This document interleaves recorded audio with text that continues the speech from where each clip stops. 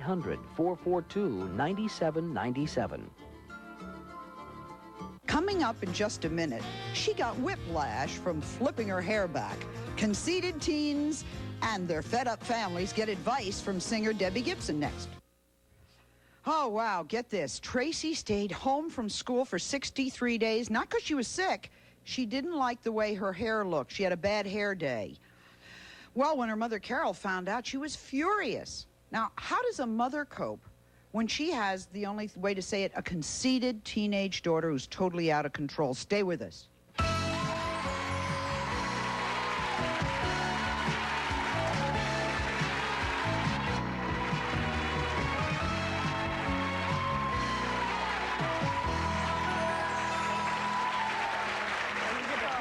So you're saying to yourself, conceited, you know, that's not such a big deal. You are not going to believe this. A couple of weeks ago, we had a mother who called us and said her teenage daughter refused to go to school for weeks. She didn't like the way her hair looked when she woke up in the morning. And then we got another call from a mother, and she told us she just doesn't know what to do with her teenage daughter. The daughter's spending hours and hours just looking at herself in the mirror. Well, I'd say as a mother, the women have a lot of conceited teenage daughters on their hands. And when we thought about how we were going to help these mothers, the first person who came to mind is a wonderful young singer and actress. And you probably know her. Her name is Deborah Gibson. And she's one of the most down-to-earth young women I know. And she can really certainly address this problem of conceited teens. She's going to be dropping by later on the show with her mother, Diane.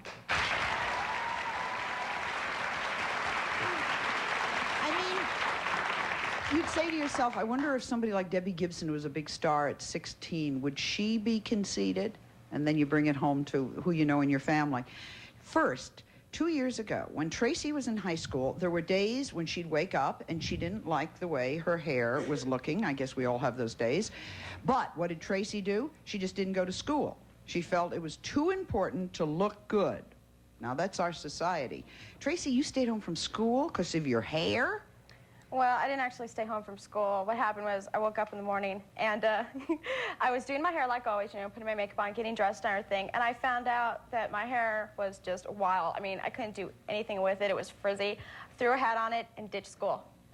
There's no way I could go to school like that. Why? What do you think would happen? Do you think everyone in every class would stop what they were doing and look at you? Well, some people, yeah. I mean, you know, school's important, right? You have to look good when you're in school. You know, it's kind of a social thing that everybody, when you're in school, you know, everyone tries to look good. You're not there to learn, you're there to look good? Yeah, I guess, yeah. I just got that Sally, you're really out of it type. Sitting next to Tracy is her mother, Carol. What do you do if your daughter really puts so much importance on how she looks in school instead of what she's learning?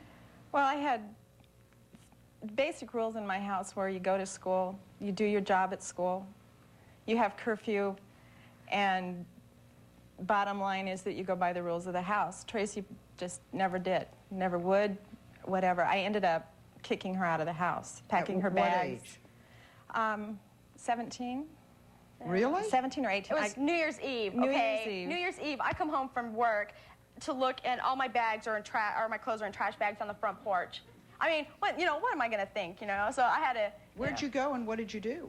Well, my boyfriend, which now my husband, came over and, you know, I called him, packed the bags, and took off to a friend of his house, and I stayed there, and I never went back home. Did you marry him eventually? Yeah. Yeah, I married him a year ago, almost. All right, does he think you're conceited? That's like really saying it nicely. I mean, he says that I have got like this huge head, you know, I mean... I don't understand really. I can't imagine why. Well, you know, he says I've got a huge head. I don't care about, you know, anything else. You know, I'm more into being selfish. You know, if we have extra money, I'm going to spend it on me instead of food or whatever. You know what I mean? That's how, that's what I do. And you fight, he wants you to use a basic shampoo you get in the grocery store, and you want to use the $20 variety? Oh, man, that's awful. Because, well, I worked in a salon for a couple years, okay? And so I learned about good hair care and, you know, things like that. And if we have, like, let's say $15, okay, that I'm kind of looking at it going, oh, I really want to spend it, you know, and he'll say, well, you know, I need shampoo. He'll say, well, go to the store and buy some shampoo. I said, I don't use cheap shampoo. I won't use cheap hairspray, gel, mousse, anything that has to do with my hair, I will not use cheap anything on it. So yeah, if I have, extra money, I'll go and buy, a $15 bottle of shampoo. It lasts longer, though. You have to understand that. You don't have to use as much, so it lasts a long time. So it's not like I'm just blowing it, on... But you sacrifice other things for that. Well, yeah, but, I mean, I have to look good. My hair has to look good. As far as I'm concerned, I can eat beans forever, but if my hair doesn't look good, then... Well, so you'd rather not feed your husband than... You're watching a mother-daughter conversation. Now, I must say on Mother's behalf, she skipped 63 days of school. No, actually it was 78. 78. Thank you. 78 days of school. 1 year. That was in 1 year. In 1 year over her looks before Mother put her out. Right. Right? And I did not know she was doing this. Nobody informed me at school or any, I became her. I call in, I'd call and say, this is Carol. My daughter, is not feeling well, or we have to go to the dentist or something, so I wouldn't have to go to school, for various reasons, We ended up switching schools, too, because of that. Because girls were trying to beat her up, and because of her conceit, her attitude. Why were the girls trying to beat you up? Well, because when I would, be at school and stuff, the people that were, coupled off, we'd go to, parties and stuff. They'd start coming up to me and talking. I'm open. I love to talk to people. Okay, so they would just come up and start talking to me, and next thing you know, the girlfriends are like, oh, she's trying to get with my boyfriend, and they'd get mad at me, and then it was real childish, and they'd chase me around school. All right, do something with me now. You know the topic today is daughters who are conceived. And your mother and your husband say, we've got her, the most conceited person we've ever met, all right? And I go to you and I go, are you conceited? What do you tell me? I am not conceited. I am very self-assured. Okay. I don't like that word, conceited. Conceited is a nasty slang kind of word. I'm just very self-assured. And they don't understand you. No, they don't understand Does the world understand you?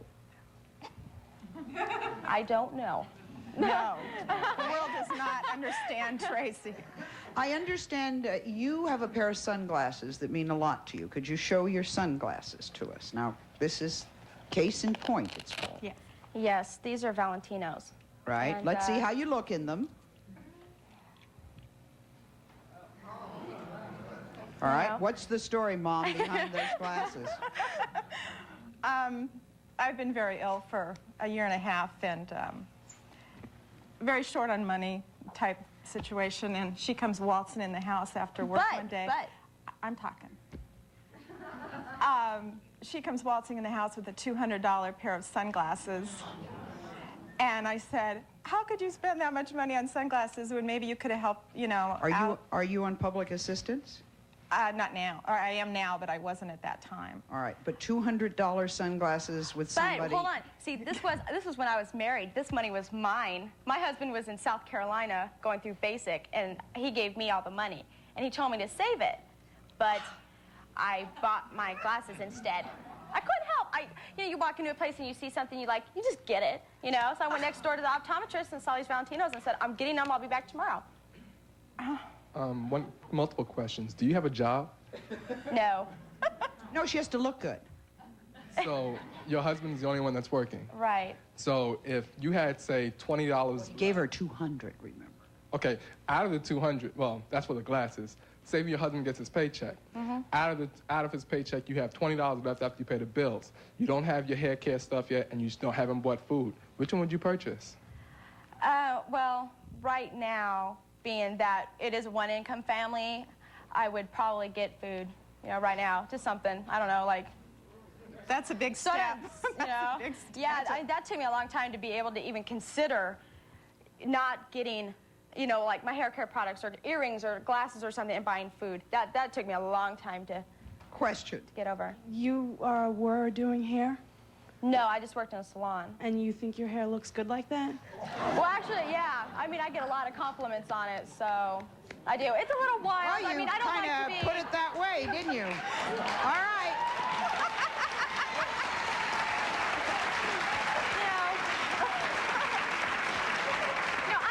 I don't... One of the things that we try to do when we do a show here is we try to get people who are representative of all parts of our American culture. And I guess that's part of what we're seeing today. When we come back, we're going to meet a teenager who is so conceited, she threw a tantrum at her sister's wedding. Why? Because she wasn't the center of attention. Move that podium, I'm the center of attention. That's what she said. We'll be right back.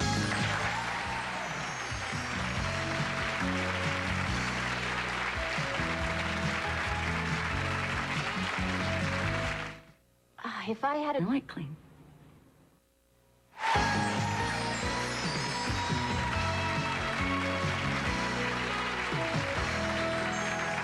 The fun of this is to hold a mirror up to American culture. And are we a materialistic society? And are we a very conceited society? If you're a mother of a teenager, you are certainly going to relate to our show today. Any mother will tell you teenagers think the world revolves around them. Debbie Gibson is going to come and tell us her side of it in a minute. I want you to meet Gail. Now, Gail has a 16-year-old daughter named Sarah. Gail says she, as a mother, is so nauseated by Sarah's vanity.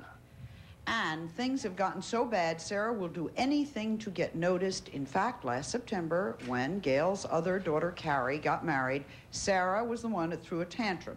Why? She wasn't the center of attention. It was her sister's wedding. Carrie, tell me what happened at the wedding. Well, Sally, my sister is so conceited that at my wedding rehearsal, she threw an absolute tantrum in front of about 30 people. Is that true, sis? Nope.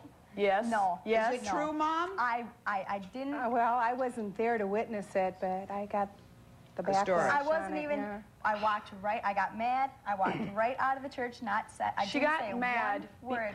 And I walked out of the church and went. And I was in my dad's car crying. I didn't say one word to anyone. All right, yeah, tell me let me what tell happened. From your side, it was your wedding. Tell me what happened. We're at the wedding rehearsal, and we're all lined up, and we walk into the front. It was a Catholic wedding, so there's a lot of standing, kneeling. And there wasn't enough. I had 7 bridesmaids. And there wasn't enough kneelers, so they took my 2 junior bridesmaids, Sarah and my niece, and they said, okay, you'll have to sit over on the side. Okay, off to the side is where the podium was for the lector, and Sarah said, I cannot sit there. What do you mean? Nobody is going to be able to see me. In fact, she wanted my maid of honor to move over one so she could be up next to me because she was my sister and nobody was going to be able to see. That isn't true. Yes, it is. No, it isn't. I never said that once. I never asked her to move over. I said, she told me to sit down. She told me to sit down, and her niece got to kneel too. No, And she didn't, yes, Sarah. She did. No, she didn't. Yes, she did. No, she didn't. And you were. Oh, here we go, Catholics of the world. The priests would be pretty surprised at this whole kneeling bit. Did she ruin your wedding? She came close. She came back. Why is it even a big? It was your rehearsal. It was your rehearsal Because, anyway. Sarah, because everybody was there and you embarrassed me in front of the priest and all of my friends. All of my groomsmen, our relatives. I walked yes, out. you did. I walked out. And you slammed the think door to the church. You're my sister. You'd think Slammed the you'd door? make room for me, you know. I'm your sister, and it was your wedding. You It's something were in I my was wedding. proud of. And you put me on a bench, and I had to sit there on a bench, and the rest of the wedding party is kneeling around, you know, praying and having, you know, enjoying it, and here's me sitting on a bench. Sarah, kneeling you know. on a wooden kneeler is not an enjoyable experience. Well, it is when you're my sister, and I It wanted was to be my part wedding. of it. You should have been happy that you were at my wedding and in my wedding. Very strange view of religion. Gail, You your think- daughter spends entire allowance on one pair of jeans. That's right. Got whiplash because she was tossing her hair back. 3 weeks she was in a neck brace, Sally. What do you 3 mean? weeks, you know, because she has to flip it. And... yes, she does. She has to toss it around. No, That's the truth. I was in my bedroom blow drying my No, hair. you weren't. She has a mirror I that was goes getting ready a for school. 4-foot mirror that big mirror. She sits on her floor and she sits in front of it, and then she has to spend But 10 she minutes really got tossing. whiplash. She really Swear did. to God. I was blow drying my hair and I flipped my head back No, like that when I was you were and off to admiring the yourself. side. It's a She was crazy. admiring They weren't herself even in in the the room. mirror. I was in my bedroom. They weren't even there. That's it. Question. Don't you think if you were really self-confident that you wouldn't have to put on all that makeup and stuff because you'd feel fine? You're conceited. Because if you weren't conceited, you wouldn't have to worry about doing your hair and doing your makeup because you'd be happy with the way you are. I'm not conceited. I am self-confident. I mean, I like myself, you know, and when I don't look You good, like when yourself, my hair, exactly. You like yourself. When Well, my doesn't hair, everybody feel good about themselves when you dress up, when you put your Everybody makeup should. on? Yeah, and When you see like Christy Brinkley and you see all the models, don't they put on natural looks? They don't put on lots of lipstick and lots of makeup. They try and make them look natural because that's considered pretty. If you're really pretty, then you don't have to put on a lot of makeup. Yeah, but it's not even all about their makeup.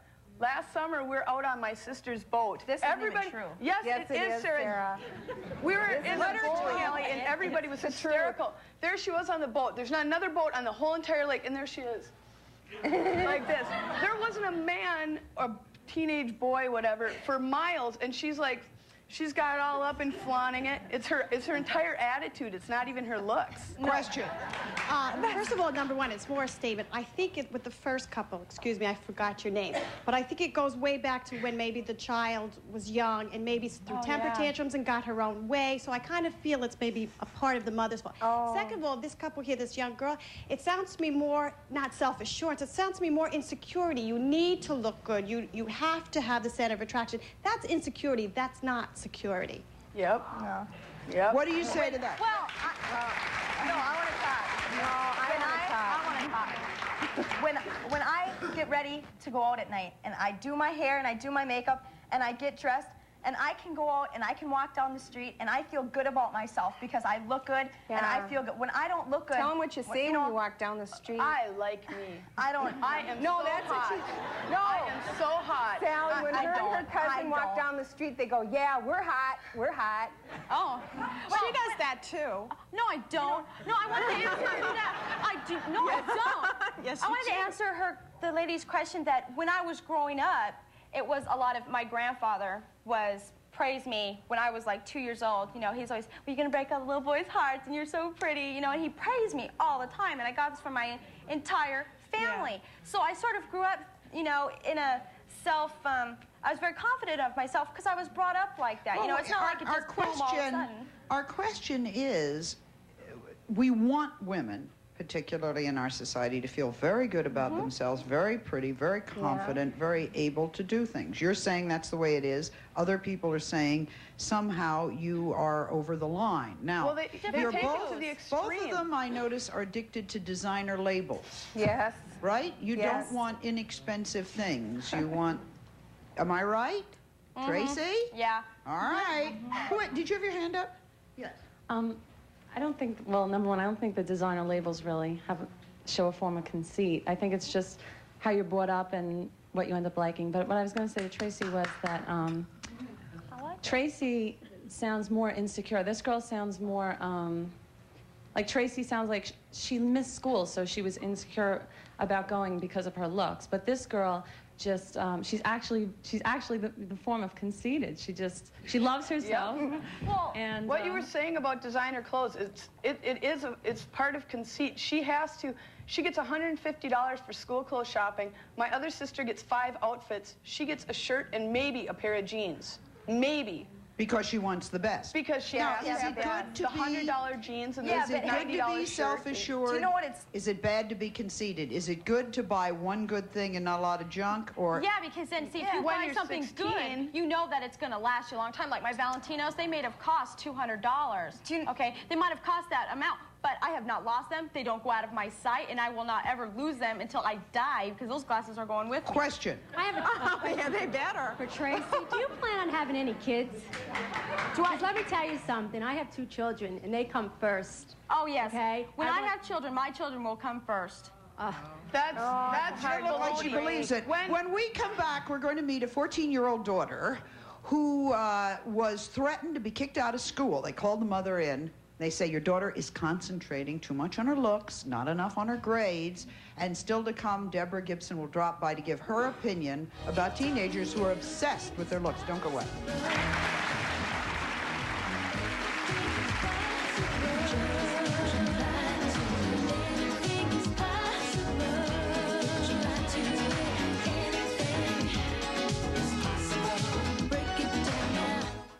Here's a new idea. Next, Sally.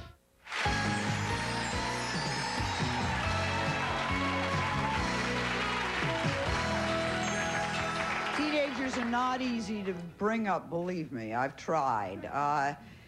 And where's the line between self-confident and conceited? Where's the line between a good product, one good product, and a lot of ones that aren't good, or not being intelligent about what you buy? All right, take a look at this family. This is Christine and her 14-year-old daughter, Dawn.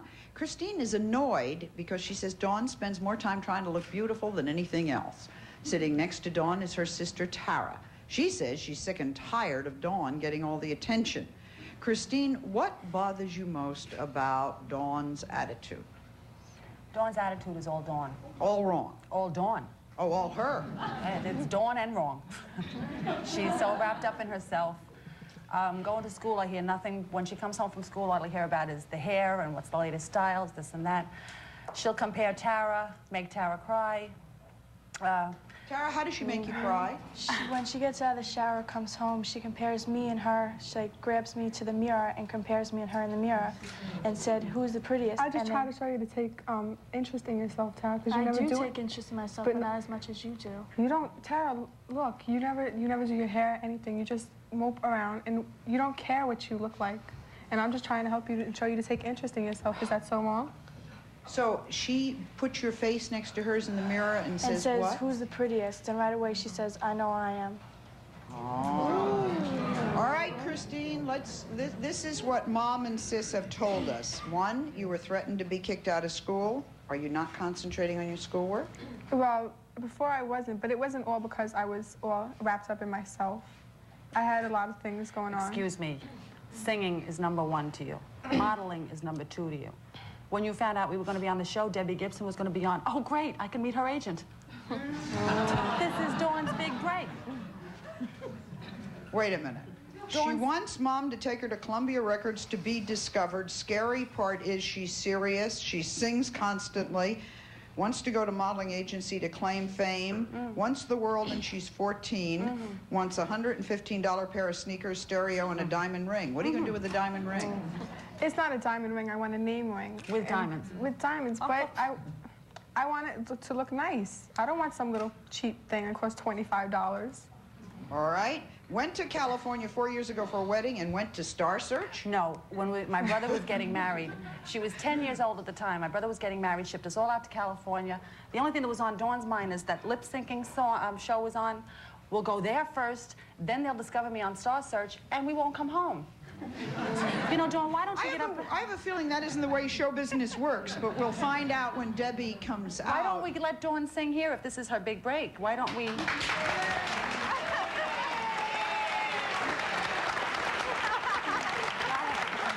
Wait a minute. Let me ask Sis. Can your sister sing? She's okay, but she's not that great. Mother, can your daughter sing? Well, the superintendent shut the Con Ed off one day to my apartment when she was singing. I was at work. Because the radio was so loud. All right, would you like to sing for us? Yeah. Boy, you got a lot of self-confidence. Go ahead, sing. Okay. I mean, I don't have any music, but... She doesn't need it. I don't need it. It's like...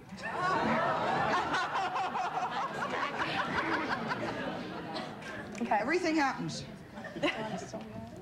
Sometimes the snow comes down in June. Sometimes the sun goes round the moon. I see the passion in your eyes. Sometimes it's all a big surprise.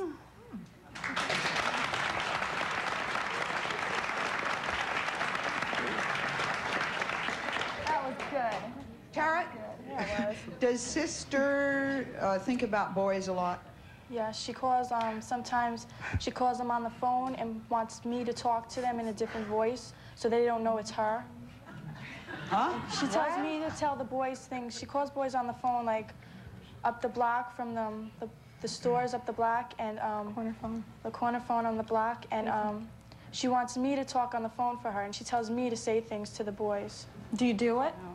Well, no. I don't know well. Very nice person, and I think what's going to happen is her sister's going to end up being a much nicer person than she is because of her attitude towards her sister. I mean, what makes you think she's... Yeah, my cousin used to do that when I was little. She was like, well, you know, my hair's so much nicer than yours. And I was just like, it makes you feel really bad. But what happened is I think I'm a nicer person than she is now because of that. Sally, it's true. Sarah, my sister Cynthia, had I mean, she's gotten just gorgeous. And Sarah, well, Cynthia, it's not that you're really fat. It's just I'd look nicer in that outfit. Or, I've never said that. Sarah, no, I don't. It's not that you're ugly, but I'm prettier. It's not that your hair doesn't look good in that style, but mine always looks so much better. Sarah, it is true. We even asked, Mom, asked Cynthia. We asked Cynthia the other day, and I said, Cynthia, Because she's too nice. She doesn't want to hurt your feelings. That's because she's too sweet. She doesn't want to hurt your feelings. All right. I've forgotten the young lady's name, the one with the white blouse who just sang. Tracy, is it? Dawn. Dawn, I'm sorry. Dawn. You know, Dawn, in life, to get along in life, we have to have compassion for one another. And if the compassion has to start with our own family, with our siblings, our mother, our father. I have compassion for them. I'm trying to show her how to take interest in herself, and I'm just trying to help her how to standing look next good. to her in a mirror and saying, I'm a lot prettier than you, that is not compassion, that's cruel. Yeah, cruel. well...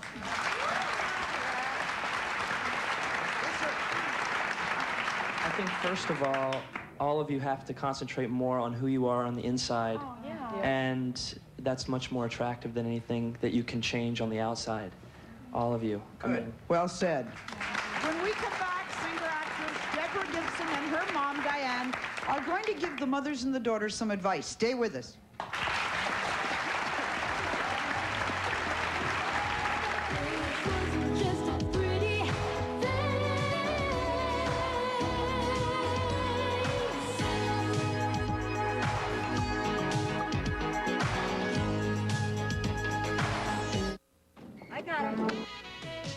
What we're going to do now is something a little bit different. And in case you're just joining us, we're talking with mothers who have teenage daughters, and they're fed up because they say the daughters are obsessed with looking and being perfect.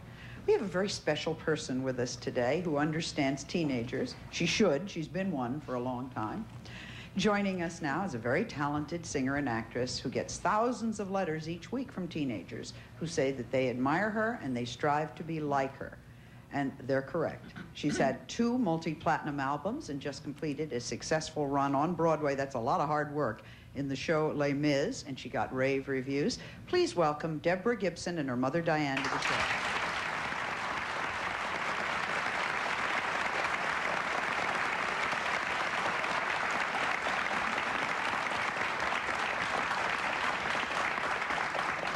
I had met them once before, and then I was sitting on an airplane with my daughter, and they were across the aisle, and I couldn't help but watch the interaction between the mother and the daughter. And I said, gee, I'd love you to come and visit with us one day, so you have to be careful. I say that to people, and they really show up. Diane, I want to start with you. Deborah got started at such a young age. And then when she was 17, she was the youngest artist in history to write and produce and perform a #1 song. She has had every opportunity to become big-headed.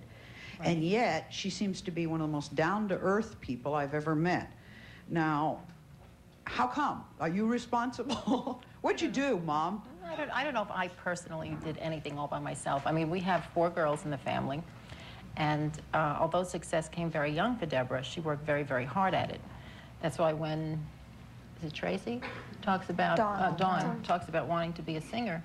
It just doesn't happen like that. I got turned down from Star Search 5 times. You got turned down 5 times? 5 times. It's not. There are so many talented people out there. It takes 150% commitment, and it's not about looking good. And lots of people look good, but that doesn't sustain you. Mom, lots of people even sound good. That's not even enough. That's scary. You know. Diane, that we're going to have to really explain to her. Was Debbie ever obsessed by her looks or obsessed by owning? No, not really. You know, Deborah, even to this day, will go out in jeans and a T-shirt. It doesn't matter. I don't know if you remember what she was wearing on the plane. She was far from glamorous. You know, Deborah will roll out of bed, put on a baseball cap, maybe not even wash her hair that morning because she's running late. You know, so even people that are quote-unquote stars don't look glamorous all the time. What started Deborah on her career? How old was she? Well, Deborah was very young. She was maybe 5 years old when she started singing. And it was really based on community theater and things like that. It was a hobby. So she would go to community theater? Mm-hmm. That's how she would pass what was her the hard summers. work? You're saying she worked hard when she was... Well, you know, when you start out at that age and you do community theater, for instance, in the summer they rehearse 5 days a week, you know, to put on this 1-hour show at the end of the summer. It took many, many hours. So she could be out swimming or looking at whatever, she's 5 years old. Or whatever. And but she's that not. wasn't- She's working. Yeah, it's work. Although it was fun for her, but it was work. Give me another example of, like, when she was 12, what was she doing? Well, at that point, she was at home, in her studio, demoing, which was really a makeshift studio. It was a little 4-track setup. You know, you go to Sam Ash and you buy a little 4-track recorder and a keyboard and a drum machine. And while kids were having parties or going to dances or basketball games or student council meetings or whatever the kids do at that age, she was home. You know, she was home. She passed on a lot of that because what she was doing was really her primary interest. Did you always know you wanted to be a singer? Yeah. From day one? I don't feel like I chose it. I feel like it chose me somehow. You just were born that way. I was just really, if I had ever had an obsession, it was music. All right, now I'm going to ask you to take on our families. Are you ready? Now, she's Deborah, excuse me, we're changing from Debbie to Deborah, is a very polite person. So it's going to be very hard to get her to say what she really thinks. So we ought to give her, who wants to give Deborah some encouragement about talking? You do? Okay. Whoa, I got a purse here. First of all, I have to tell you, I'm very nervous and delighted to be here and see you. Okay. The bottom feeling, or the basic feeling that I seem to get with this, with these youngsters that are so conceited, are spoiled. I mean, these kids have been allowed to do things that they shouldn't be allowed. And for Carol, Tracy's mother, have you seen any positive movement as she develops? Is this a form of immaturity also? She was very, she was horrible the last 2 years she was with me. But since she's gotten married, and I think she's coming down to reality. Very much so. Yeah. I don't want to put myself off as being, you know, high and mighty and stuff. I'm coming to deal with reality now. But there are still things So you notice changes in yourself? Oh, yeah, big time. But, you know, I'm not saying that I still think very highly of myself, which is not bad. I mean, everybody should have a good self-opinion of themselves, and I do. You know, all right. No? I don't think it's self-esteem. I think they lack self-esteem, and they pin so much of who they are on what they look like, and that's society giving them that. No, because see, I can wake up in the morning, not do my hair. I don't care. I won't wear makeup. I still feel good about myself. No matter if I'm in a raggedy pair of jeans or whatever, I still feel good about myself. I don't have to wear makeup, and I don't wear makeup all the time. But when I'm out, you know, I do like to look good. Go ahead. I think there's a fine line, though. I think that... Let's take our first case. You really get down the line.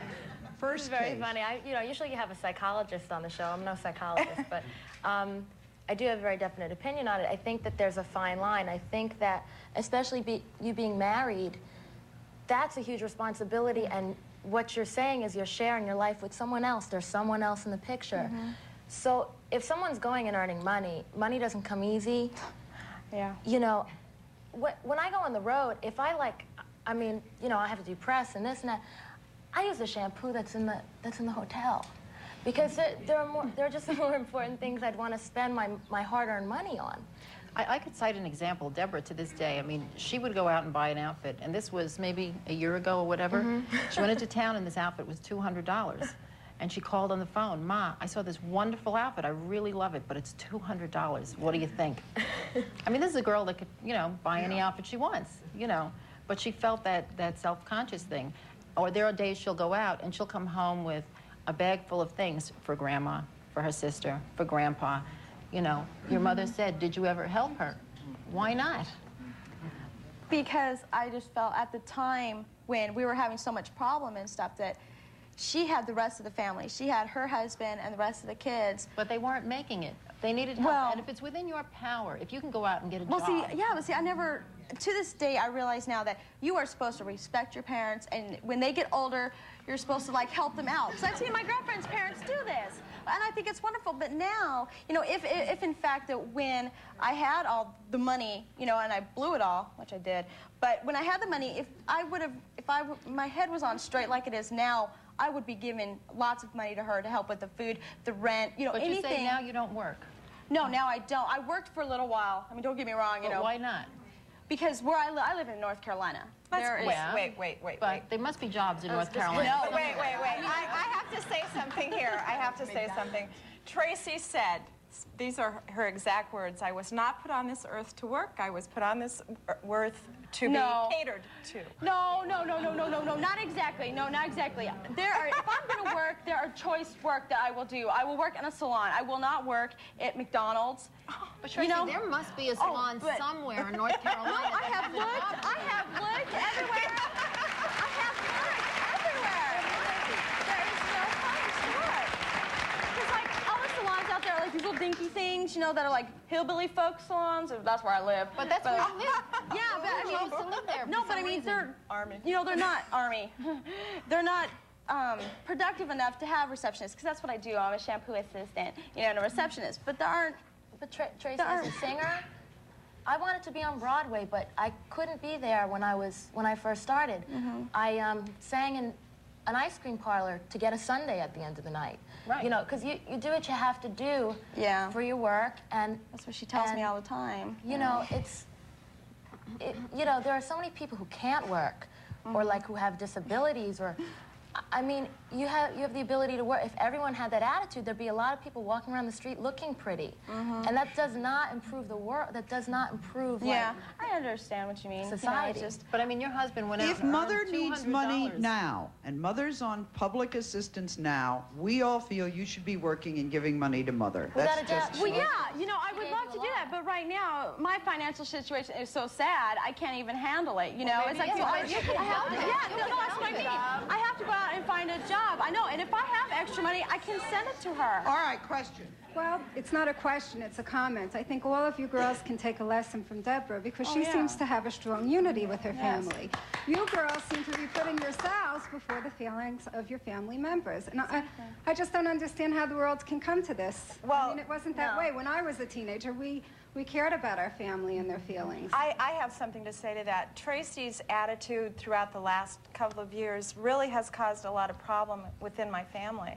I'm now getting divorced, not because of necessarily because of her, not because of me. but her attitude rubbed off on everybody else, and there was fights constantly, and there was hassles all the time. No, wait, not all that. There were four teenagers in this house, okay? 2 17-year-olds and 2 16-year-olds and me. Do any of them work? You say that with such a vengeance. Yeah. No, You I really just do. mean, You say you that know, like with such she's saying that all these problems that happened in the house were because of me. No, it's like I didn't there are say 4 that. grown teenagers in this house with grown problems, fighting over their own thing, and for the last 2 years, I haven't even been in your house. Well, I mean, I have not the lived last there. 2 years you were in my house. Everything that happened with you caused major problems. Like what? Whether you realize it or not, you're an example in your family. You're an example to your younger brothers and sisters. Yeah. You know, it's when you people act like that, it rubs off on other people. How can anybody else in the household have self-esteem when somebody is taking Sarah can't take a compliment. Yes, I can. You cannot. It's like, That isn't Sarah, true. you look really nice today. Thanks, I know. See, And I'm usually not like she that. doesn't say thank you. I'm not like that. If I get a compliment, I'm like, thank you, I appreciate it. You know, I'm not gonna say, well, God, I know I look good. But not you won't like take that. a job at McDonald's. I mean, how can your husband? No. I just got married too. It is a half and half, 50-50 situation. Oh. You have to do what you can to make your relationship work. Emotional, money-wise, but household chores. I personally cannot see you putting your hands in soapy water. Well, see, that's see, my husband doesn't really want me to work right now. Right. No. Right.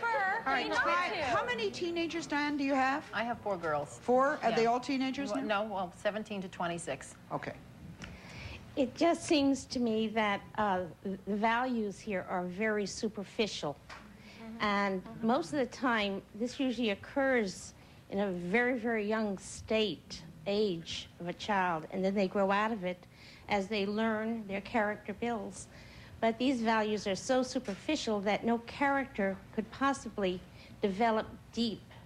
See, that's and what to I'm in the become a process of doing right survivor now. these days, things are going to be very rough in the future. I think what you're saying is you got to have backbone, don't you? You got to be a survivor. You got to have backbone.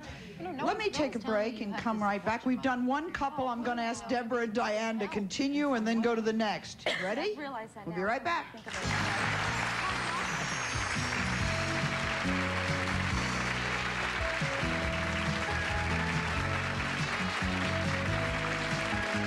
She was the most famous woman of her...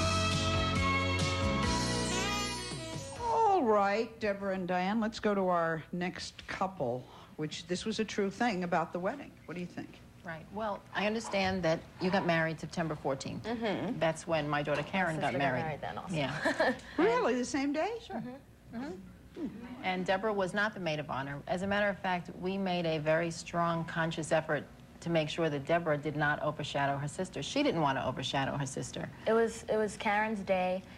There were other wedding parties going on, and I would never say no to someone who asked for an autograph. But if kids started coming in and saying, I had to say, you know, this is my sister's day, and I don't want to distract from that. You have to know when it's your time to shine. Yeah. And when it's just not, and it takes a lot of strength to step back. How did you keep people from rushing up to her at her sister's wedding? Well, and basically, the people who were at the, we had some the reception. Security people, you know, just to make sure that to they keep weren't an eye on making it. you the Yeah. center of attention.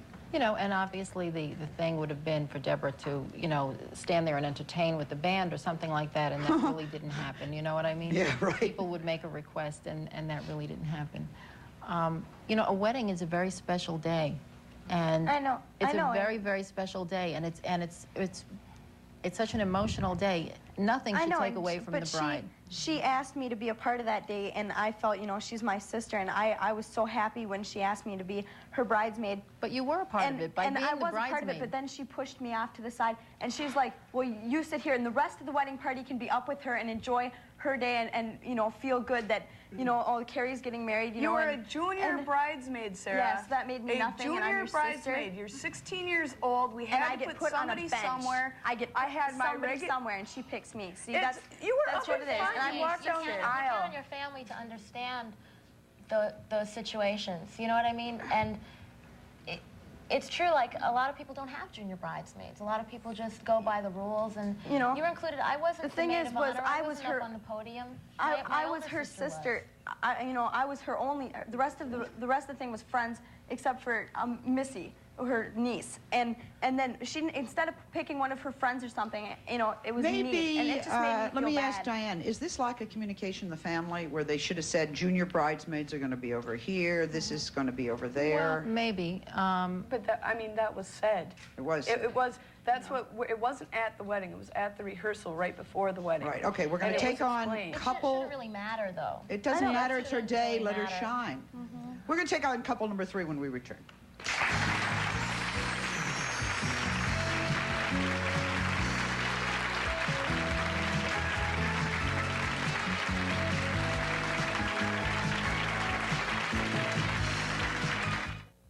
People say I get The California 9.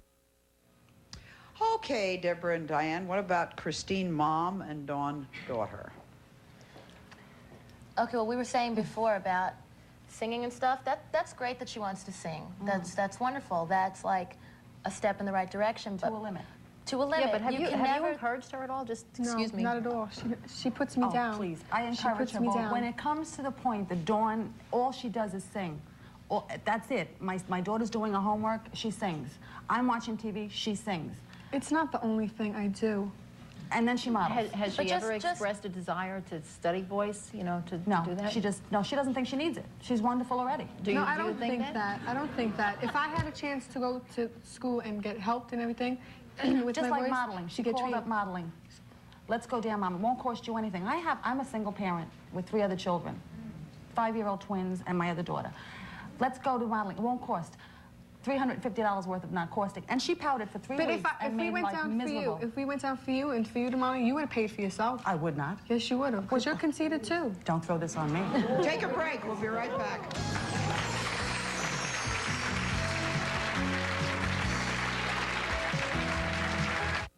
There's a world of hurt out there. At 11 on California 9.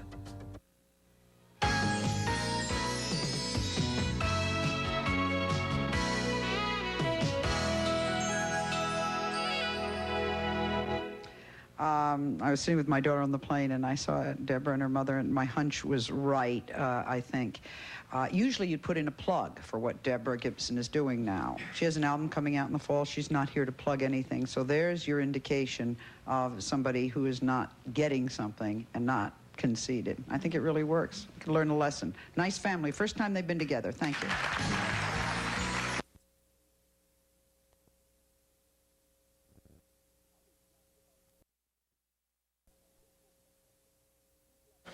I wouldn't slap it if I was a doctor either. You slap that baby walk out and say, I'll be back. Yeah, that's a serious baby, yes.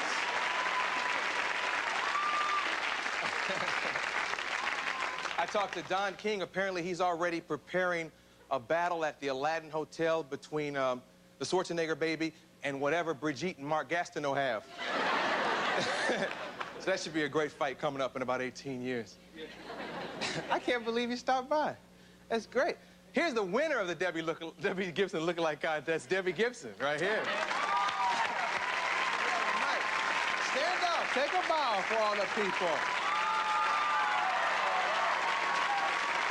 Can I sit and talk to you for a minute? How you doing? Pretty good. You don't have on your hat. No, my mom has one on, though. She's looking pretty snatched on. Yeah, she's representing you well. Hi, Mom. Hi, how are you? What's your name? Diane. Pleasure to meet you, Diane. Now, we tease this young lady all the time here. Yes, I and know. I just try to get your attention. You know how it is. But even though I tease you, I am well aware of how talented you are. Not only do you sing, but you produce and write. And you have, like, your own label, like Debbie Records or something, right? No, you have, like, a studio at your house or something, don't you? Yes, I do. When did you start? Well, let's see, I started singing and playing piano when I was about 5 years old. And I wrote my first song at that time. So I've been What was that song? It was called Make Sure You Know Your Classroom. Make sure you know your classroom. Almost. Oh, it's close. Just about. Wow, that's amazing to write a song when you're that young. When are you going to come here and sing? I'd like to come. I would have loved to have been on the show this week. We're doing a video this week and a bunch of other things, so I'm kind of hopping around. But I had to stop by. I watch your show all the time. Really? Thanks. You got a single coming out and a new video you're working on? Yeah. What's the single? It's called No More Rhyme. Yeah, and what album is from? Electric Youth. Electric Youth. That's all right. That's great. You know, you're compared a lot to Gil Scott-Heron. What do you think? No, I'm just kidding. Electric Youth. It's doing well. It's doing pretty good. Yeah, pretty good. It's doing well. Thank you. Where are you living now? I'm living, actually, on Long Island still. We moved further out on the island now. Long Island! Oh! People here from Long Island. All right! Long Island, yes. When you're at home, I always like to ask, what happened? When somebody just woke up and said, Long Island. All right. I didn't sleep last night. I was out there waiting for Barry. There have been people sleeping out waiting for Barry. You're kidding. Absolutely, absolutely. I didn't go home last night. You know, when he had that stomachache, it kind of scared me. I'm serious, but Barry was going to come here tonight. I don't care how sick he was. He was just going to, you know, just sit there and, Mandy, my stomach is really aching. Who do you listen to? I always ask musicians this. When you're sitting in Long Island relaxing, what do you like to chill with? I listen to a wide variety of things. I listen to a lot of Billy Joel, Bobby Brown, DJ Jazzy Jeff and the Fresh Prince. Yeah. I think they're great. You are a New York girl. Yeah, and then I listen to some heavy metal, too. Def Leppard, Guns N' Roses. Yeah. Now, is some heavy metal just real bad songs played loud? No, I'm just kidding. Anyway, they'll never know. Baby, you got to oh, baby, you got it. But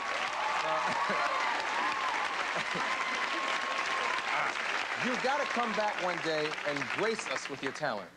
I will. I'll be here. I appreciate that. Thanks for stopping by. Maybe you could look at where are the cards? You look at the cards and tell them who's on this show tonight. Wait, give me a groove that she can rap to. Oh. Or maybe talk to. Yeah, Debbie Gibson telling you who's on the show. As if you don't know. Tonight on Arsenio Hall, you see Sinbad, yo. Yeah. All right, wait. Okay. And if that's not enough for the show, you'll also see Barry Manilow. You are New York.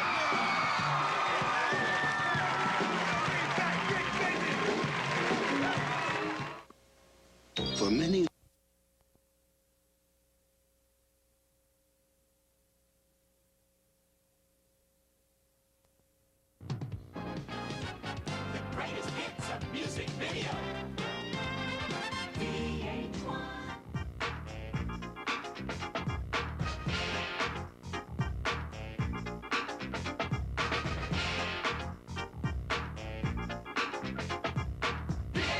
Top 21.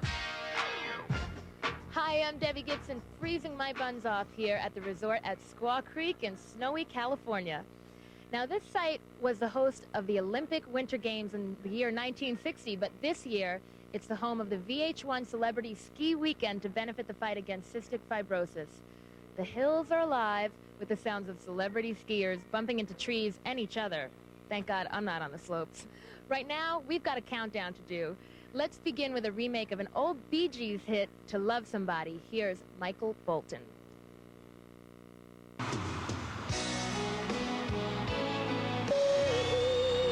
it's time to play participatory broadcasting, or as we call it, you pick it, we play it. Here's how it goes. We'll play pieces of 3 new videos for you right now. You decide which one's the best of the batch. Then anytime during today's show, vote by calling 1-900-786-2841 using a touch-tone phone.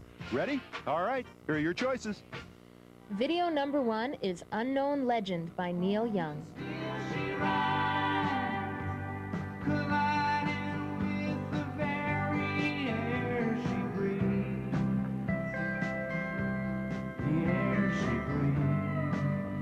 Video number 2 is Kiss of Life by Sade.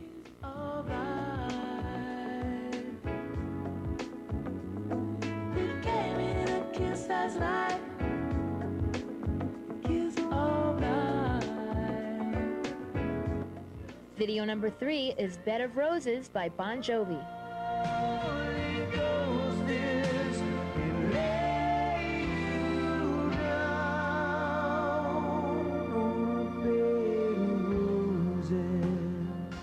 Remember, the magic number is 1-900-786-2841. The video grabbing the most votes will be played all the way through on the next new edition of the Top 21 Countdown Show. So get to those phones. And speaking of new videos, there are 2 new ones in the countdown this week. The first one hails from the Beverly Hills 90210 soundtrack. Here's Love Is by Vanessa Williams and newcomer Brian McKnight.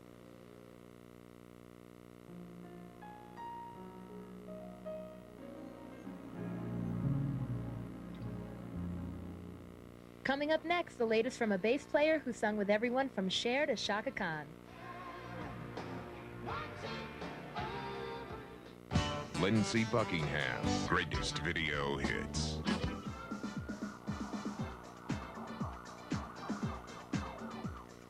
We're high in the Sierras at the VH1 Celebrity Ski Weekend, where chapstick is worth its weight in, well, chapstick. Our number 18 video comes from a man who's joined forces with many high-profile women. He's sung with Amy Grant. He has sung with Cher. He's even sung with ABBA. And now his latest duet is with none other than the incomparable Chaka Khan. Here's Feels Like Heaven. Wherever you are. Plowing ahead to number 17 is the latest hit from the singer who says his favorite restaurant is Lario's on Miami Beach. Ah. Miami Beach, that sounds good right about now. Sun, surf, sand, snow. All right, where were we? Okay, I was talking about John Cicada. Reality check. He loves garlic chicken, and well, his favorite restaurant just happens to be owned by none other than his good friend, Gloria Estefan. Here's the man who recently won a Grammy for Best Latin Album, John Cicada with Angel.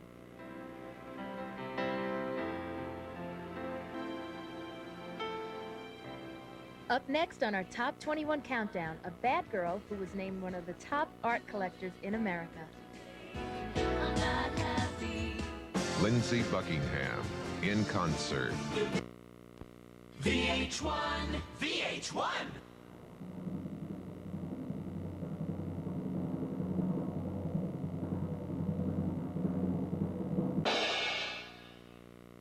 Hey, I'm Debbie Gibson, and we're up in a cable car high above Squaw Valley, California, site of the VH1 Celebrity Ski Weekend to benefit the Cystic Fibrosis Foundation. And skiing onto the countdown at number 16 is a woman who Art in America magazine named one of the 100 most important art collectors in America. And if you caught Madonna's New York apartment in Architectural Digest, you know she's very serious about her Lejar and her Frida Kahlo. She's also serious about her image as a bad girl.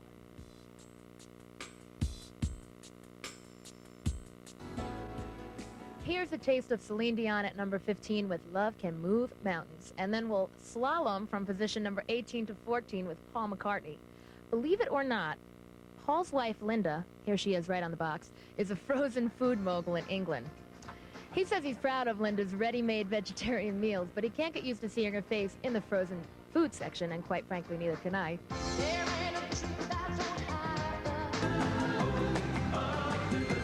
Now here's one more chance to play You Pick It, We Play It. We'll play pieces of 3 new videos for you right now. You decide which one to get to those phones. Well, it may look cold where I am, and that's because it is. And it's also plenty cold where Annie Lennox grew up, in the slums of Aberdeen, Scotland. In fact, Annie has said she can't remember ever being really warm. Here she is singing about breaking free from poverty in Little Bird.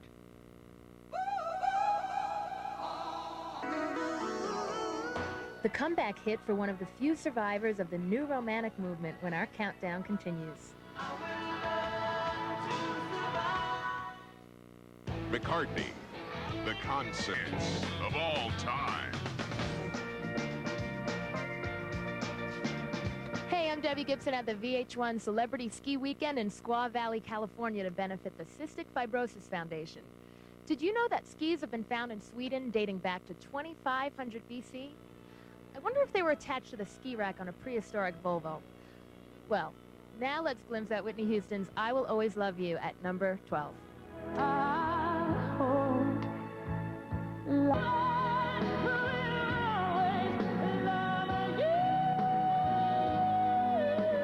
Rising 6 spots to number 11 is the comeback hit for a British group born in the early 80s as a backlash to punk rock. They were called the New Romantics, and they included acts like Spandau Ballet, Ultravox, Visage, and Duran Duran. And here they are with their latest, Ordinary World.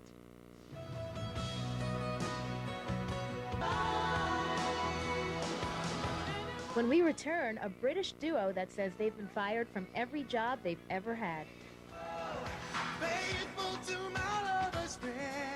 McCartney, the concert. VH1, VH1.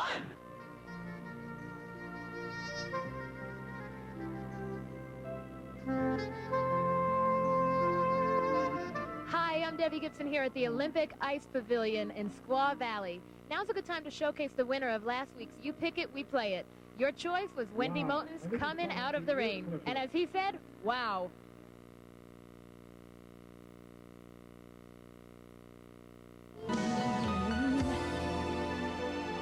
Baby, come out of the rain. I'm here with Michael Weiss, and he just put on a fantastic skating performance. Now, what are your official titles? I don't want to mess them up. I'm junior men's national champion for 1993, and I'm ranked 2nd in the world for ages 19 and under. And at 16, you're making me feel old. Have you ever had any other jobs other than skating? Well, this past summer, I worked for a lawn company where we worked on grooming lawns and just doing things around the house to help out with, taking down trees and stuff like that. But other than that, I haven't had much time for anything with all the skating. I hear you. Well, Peter Cox and Richard Drummy of Go West say they've tried jobs as plumbers, welders, TV repairmen, and they've been fired from everyone except for the job of making music. Here's Go West at number 10 with Faithful.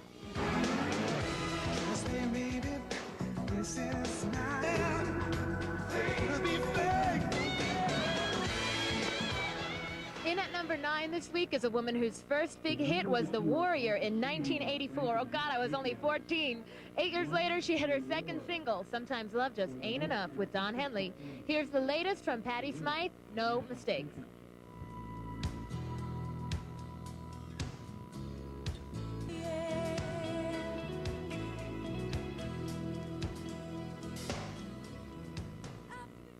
Up 3 notches to number 8 is the president of a small British record label called Real World Records. Although Peter Gabriel hasn't signed any big names to his label, he's proud of an African storyteller and Sufi chanter on his label. Here's Peter's high-pressure hit, Steam.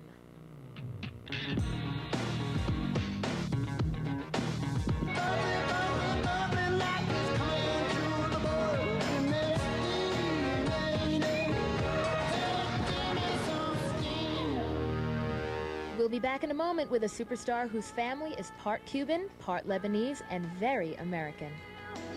See your smile. Keith Richards and Con. VH1, the greatest video hits.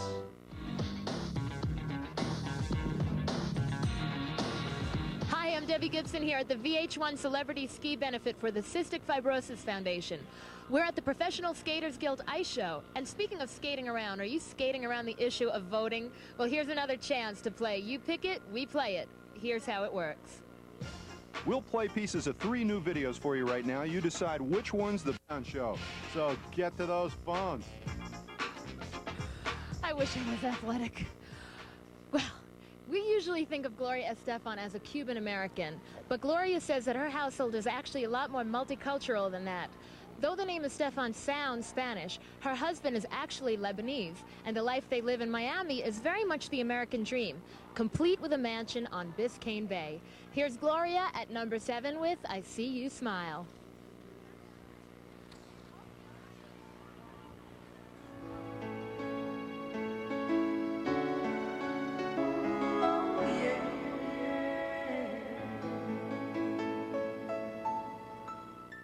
Coming up next, a musician from Minneapolis who often uses the name Prince, but not always.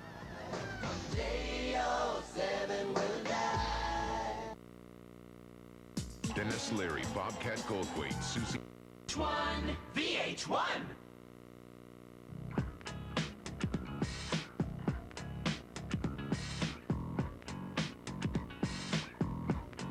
I'm Debbie Gibson, and here we are at the Celebrity Downhill Race, where we're keeping an eye out for Michael Bolton, Kenny G, and Carole King. We haven't seen Madonna heading down the hill in a Jean-Paul Gaultier leather ski outfit, but she is sliding down the countdown at number 6 with Deeper and Deeper.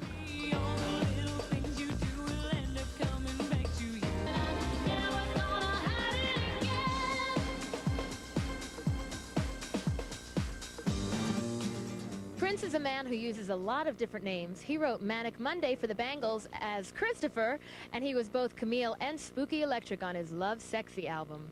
But mostly, he's pure Prince. All 7 and we'll watch them.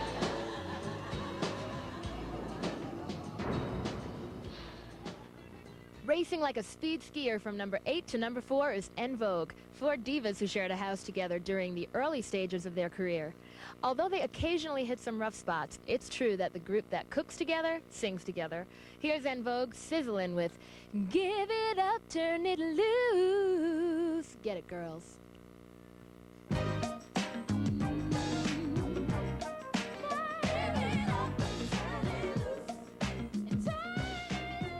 So, Kenny, you're from Seattle, aren't you? I am from Seattle. What part? I'm proud of it. I'm actually from a place called the Seward Park area of Seattle. So now, where's your flannel shirt and your grunge look? If I was skiing in the Seattle area, it would be that. But it's so beautiful here in Squaw Valley, and it's great. What a great weekend. I want to learn how to ski. Someday I'll come back to one of these things and you can teach me how to ski. Yeah, you know, I got to tell you, being dragged around in that snowmobile, it's not as good as skiing. You've got to get into it. Oh, that guy told me we were going faster than all of you. You were. So not everyone from Seattle, I guess, really sounds like Nirvana and smells like Teen Spirit, eh? I don't think so. I'm also from Seattle, and my sound is a little different than that. In fact, you have a new one out right now, right? I have a new song out right now from my album. It's called Breathless, and the song is called Forever in Love. And here it is.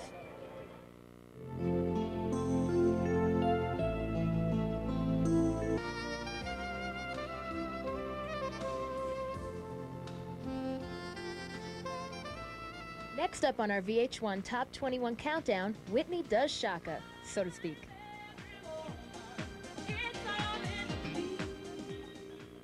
Dennis Leary, Bobcat Goldthwait, CO Hits. Well, if a skier thinks he's going to go out of control and go into the woods or off the trail, we should definitely try to stop or slow down and try to not, collide with any trees. Hi, I'm Debbie Gibson here at the VH1 Celebrity Ski Weekend. Those blurs whizzing by me are the stars, here to raise money to fight cystic fibrosis. And if Whitney Houston didn't just give birth to her first child, she might be here too. Instead, she's staying warm at the number 2 position with the remake of Shaka Khan's hit, I'm Every Woman.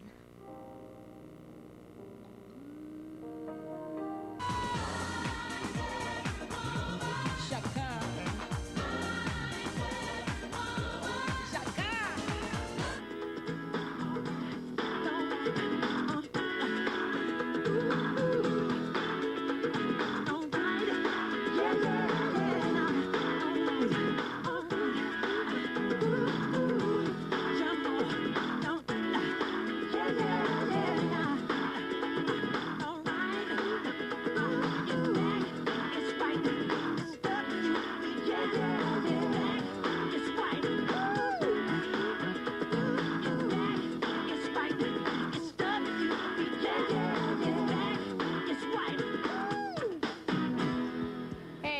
great. Believe it or not, the real Michael Jackson is not on the countdown this week, but I needed a Michael Jackson fix, so my friend Ron helped me out. Thanks, Ron. You're welcome. As if we haven't seen enough of Michael Jackson lately, right? Exactly. Hey, have you voted yet? Because it's your last chance to play You Pick It, We Play It. Here's how. We'll play pieces of 3 new videos for you right now. You decide. So get to those phones. Hey, I'm taking a little break, but when I come back, the #1 smash from a very gifted singer who recently took home a Grammy for Beauty and the Beast. Stick around. Keith Richards in concert. For your soul. Coming up. Only on VH1. The greatest video hits. The greatest hits under the sun. VH1 Top 21. We're back, and I'm Debbie Gibson here with the Top 21 Countdown, coming to you direct from Squaw Valley, California, at the resort at Squaw Creek. Before I indulge myself with some hot chocolate, it's time for the #1 video. This week it comes to you from Peebo Bryson along with Regina Bell. From Aladdin, here's their song, A Whole New World. Which one shall I choose?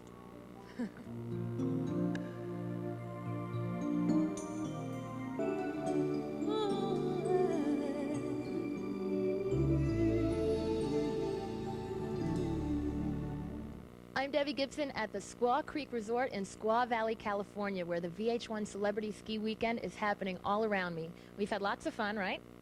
Yeah, and it's for a very important cause, cystic fibrosis, and we really hope that that disease is wiped out very soon, right? Yeah. Now, don't forget to tune into VH1's Top 21 Countdown next week when your host will be Maury Povich playing his favorite videos. But right now I want to leave all my friends here that I've met at the resort with a song. I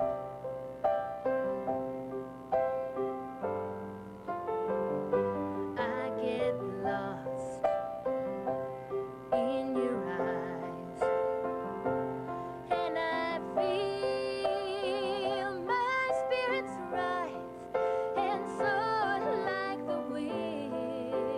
Or is it a love that I am in? Oh, I get weak in a glance. Isn't this what's called romance? And now I know, 'cause when I'm lost, I can't let go.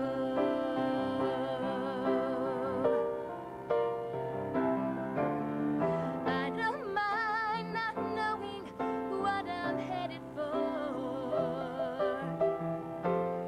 You can take me to the skies.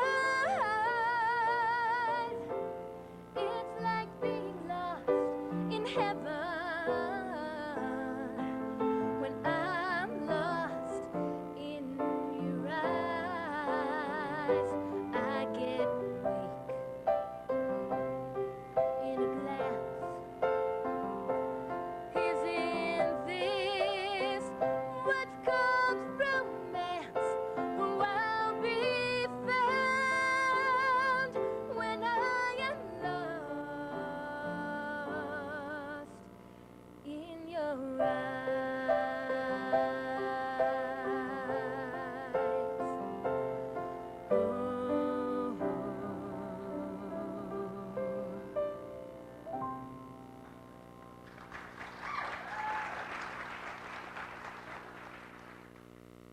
The Top 21 Countdown on VH1 is brought to you by Coca-Cola Classic. Always in rhythm, always Coca-Cola. And by Mitsubishi.